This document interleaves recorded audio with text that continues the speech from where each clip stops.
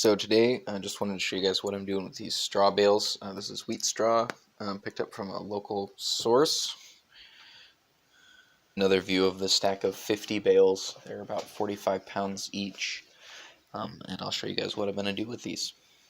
So here are the bales all laid out. This is 48 bales. I broke 2 of the bales to mulch the area around there.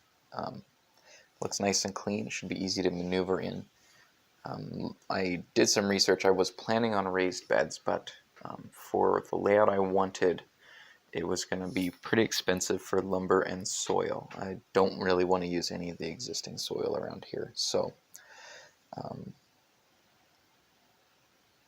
this is what I went with. Ended up being $6 a bale for delivery. They were $4 a bale if I didn't get them delivered, but I don't have a way to pick them up, so this ended up being $300 instead of almost 10 times that for soil and lumber. So I'm excited about how this will work. Shout out to Prepsteaders for the video on straw bale gardening. That's how I found out about this. So this is me watering in the bales. I'll water all of these bales nice and deep, just soak them completely.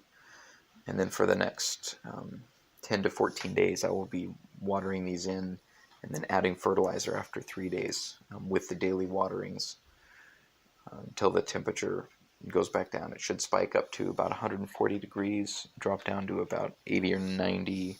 Once it reaches the 80 range, then I can put some compost on these and start growing. So hope you've enjoyed this video. More to come as things progress.